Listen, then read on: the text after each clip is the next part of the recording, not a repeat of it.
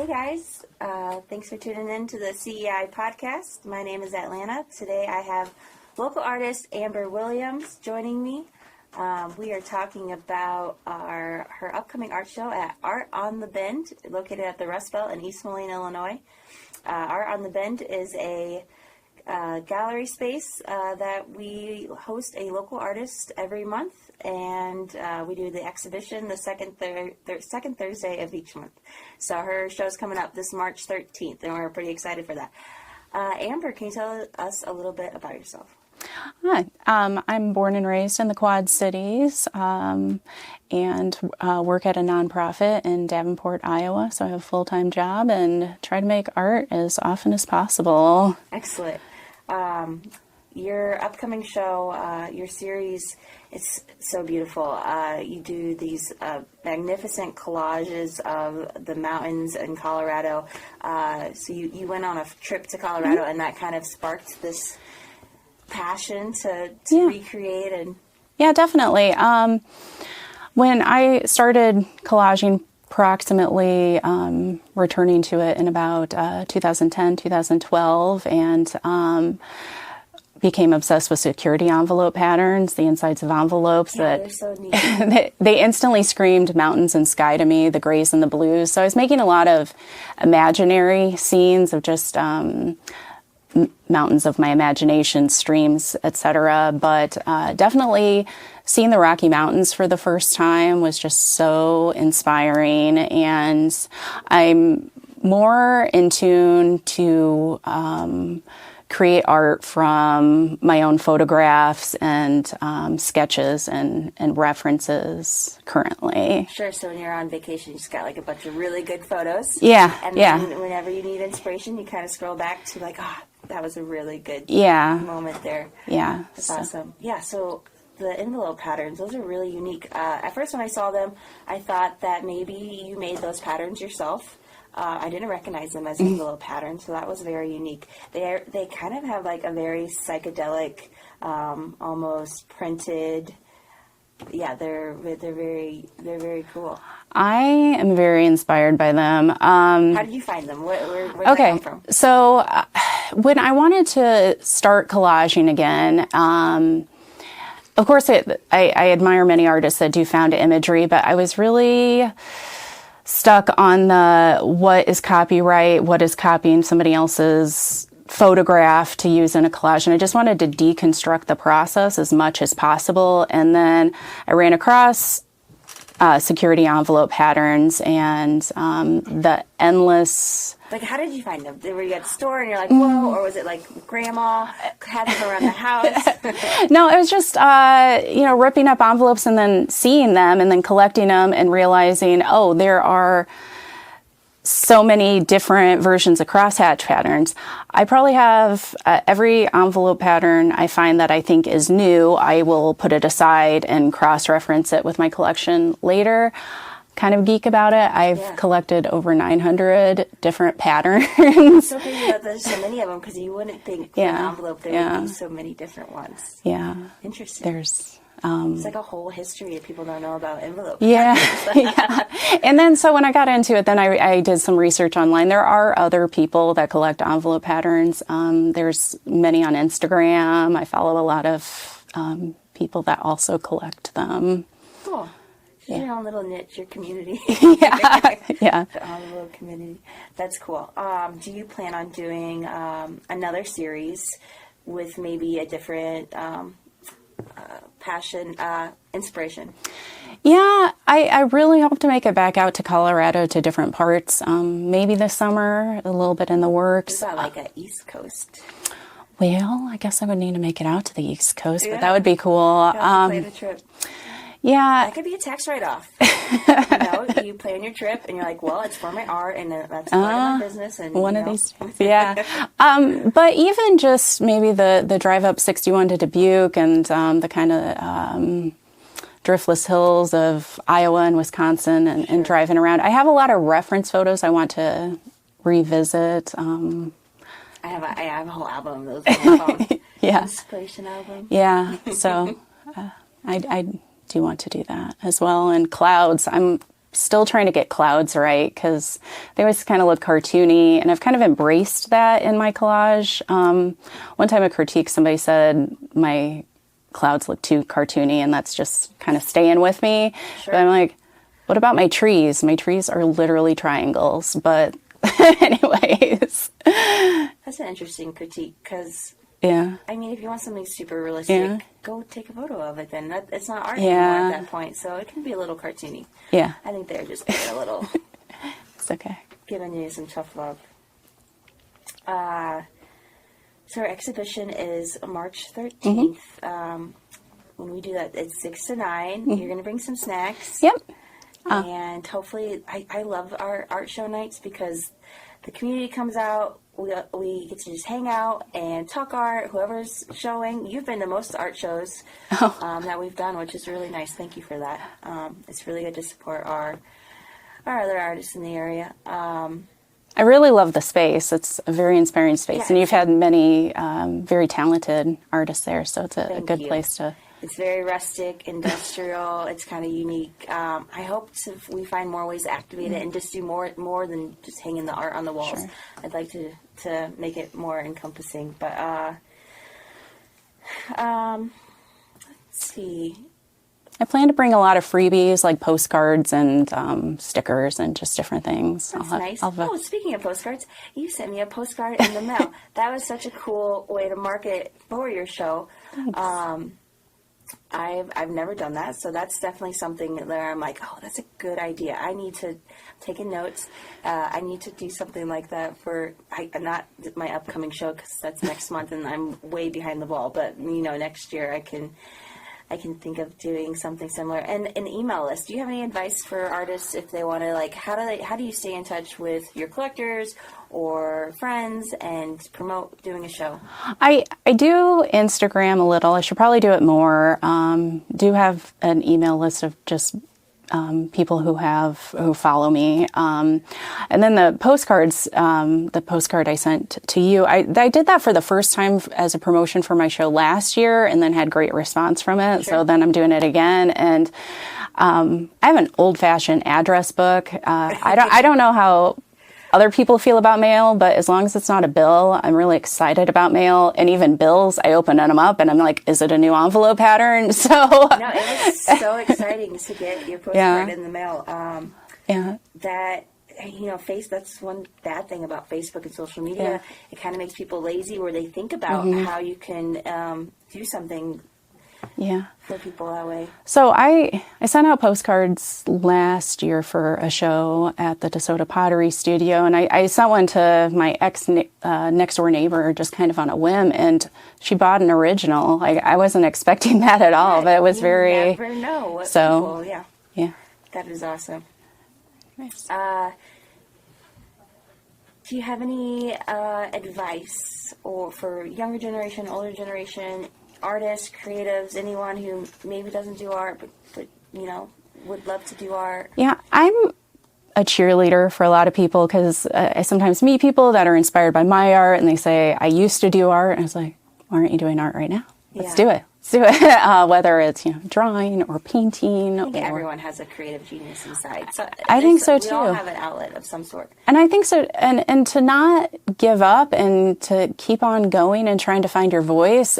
Like my first imaginary mountains, they just looked like triangles. I still have some old collages I make, but they just look so unrefined in comparison. And man, now it's 14 years later, and I feel like I've really developed my voice. Yeah, your art is so beautiful. Thanks. But yeah, it allows you to be a kid, right? Right? Exactly. Have fun. Exactly. And even if you don't feel like you have the time, you feel better if you Yeah. have the time. Yeah. And so one time somebody told me that art saves. I was just in a,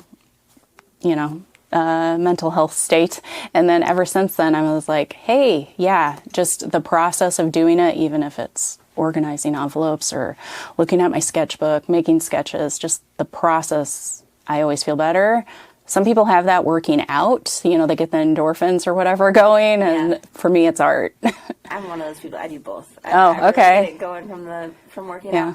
out. What I learned about, I used to do CrossFit, and in running, and what I've learned through exercise is that how to push past being uncomfortable, and that's really helped me with art. Because you get to that, I used to be an artist where I would have 50 unfinished paintings in my studio, Sure. and I'm really not getting anything accomplished. Yeah. But learning how to exercise, I'm like, okay, I can push past this barrier. Well, I've applied that to my art. I can push past this barrier with my art piece, and I'll get through that uncomfortable phase of that art piece, because everything kind of is ugly when you start, and you just kind of keep building, and then it's beautiful.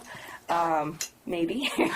I can relate to that too, because I just got back into the pool after a very long time. I swam a long time ago in high school, and I finally got a gym membership, and I was like, I have missed this so much. Just the moving your body, moving through the water, and I'm imagining collages while swimming. Yeah. So Well, for me, health is full circle with my creativeness. It's cool. Yeah. How old are you? 41. How long have you been doing art? Okay, so Do you have the itch as a kid? Or yeah, I was always creating. I just did not think of myself as an artist, I guess. Sure. And so I started probably applying for shows and exhibits and grants and things probably around 2012-ish. So Yeah. And what did you do? Were you doing collage then? yeah. Okay, so you've been doing collage a long time. Yeah. Cool. Yeah. And lots of rejections. I mean, Yeah, tell me more about that. How, is that scary? Does it suck? Yeah, Does yeah. it discourage you? How do you get over that hump? Well, I say probably just keep doing it. I would say any call for entry that's free, it doesn't hurt to do it. Sure, I always say that. Just getting your application in there is better than not anything Yeah, else. but then, when you're applying for things, then maybe you're broke and it's like, hey, can I afford $40 to apply for this show? Maybe not, but there are a lot of opportunities out there.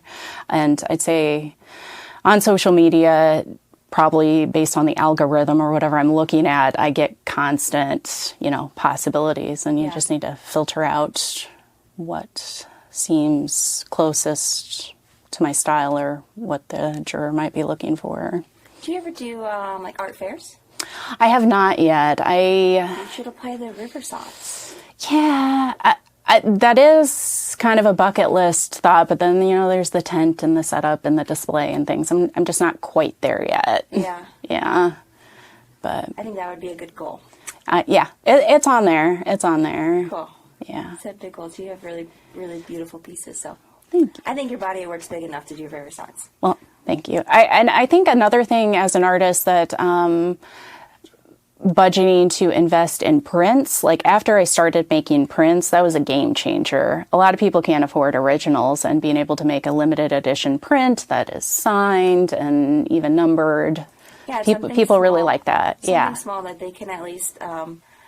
It's not too big. It's not too expensive. So I can swing $20, and and they feel like they get to support you, but they also get to keep a piece of you. Yeah. And then they can, maybe if they want to buy an original, they'll look at that print enough where they're like, oh, yeah, I really want to invest in a bigger piece from Amber. Her art is amazing. Or a friend sees it at their house, and they're like, oh, that's awesome.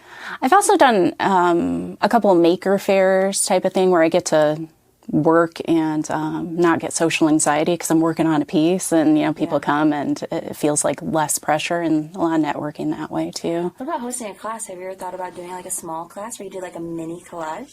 I should try that again. But you tried one before? I did one. It was a disaster. I was just too unfocused. It's just too big of a concept, I think. And I think like a step by step if I was going to do it again. So I did a paint and draw class once where I had someone, they reached out, they're like, hey, it's my wife's birthday. Do you think you could do this for us? Because I had done some murals for them. Yeah. And I wanted to do this butterfly with skulls as the wings. And I had pre-drawn it out for them, and I made it as simple as possible. And they still struggled. So I'm like, okay, that was still too much. I said, I need to refine that even more. So I haven't really done many after that. I think I did one other one, but they're difficult. Teaching a class is different. It's difficult. You have to have that teacher mindset and know how to go through the steps with people. Yeah. I don't know if I'm there, but Yeah. Some people got it, some people don't. yeah. That's why yeah. It's always good to get out of the box and try. Yes, it is, definitely. I do that quite a bit. I dive feet first in, even if I don't know what I'm doing, and then I learn as I go, and I find that is a very good way to approach a lot of things in life. Yeah.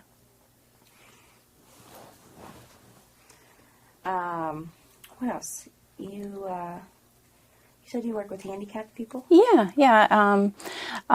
Primarily developmental disabilities, but also a variety. And that is also very inspiring, the opportunity to do art with them as well.